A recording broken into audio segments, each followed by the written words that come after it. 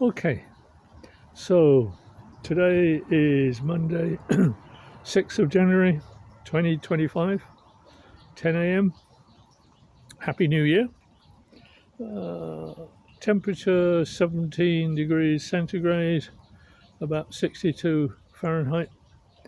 A bit cool, but the sun's shining. And so to get warmer this afternoon, and the Medaka will be hungry. Now, today is the first anniversary of this Medaka Outdoors channel.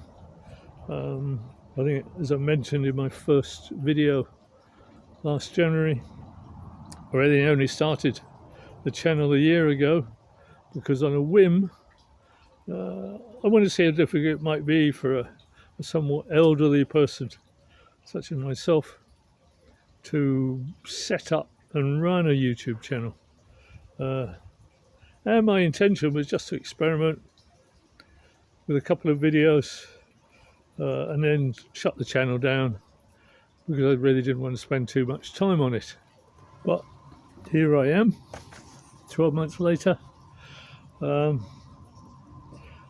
47 videos later, still recording a video. The videos might be a bit rough around the edges and always long-winded, and as I mentioned, I think in my first video, probably very boring for 99.9% of the population. But I don't have the patience to do any editing to make them more exciting.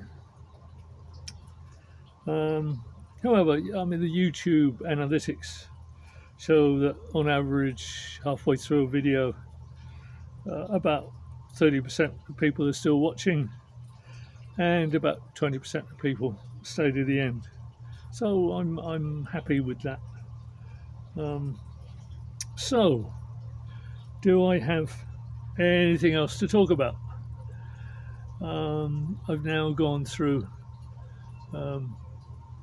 4 seasons: winter, spring, summer, autumn. So maybe in future I'll just be repeating the same sort of stuff, but maybe not. I mean, for me, the interesting thing about keeping Medaka is that I keep them outdoors.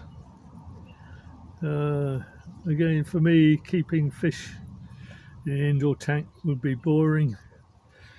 You follow well-proven standard parameters described in books, and you can set up and easily maintain a stable and consistently healthy environment for the fish wherever you are in the world, and totally ignoring what the outdoor climate might be. However, outdoors, there are no similar well-proven standard parameters you can easily follow.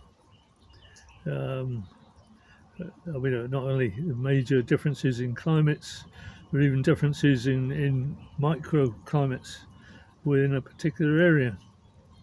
And then you've got to allow for all the differences of the 4 seasons, and the weather can change from one day to the next, etc., etc. So, although you can start with very, very basic parameters, you're only going to succeed in providing Medaka with a good environment outdoors in your own particular climate and location by continually learning what works and what doesn't,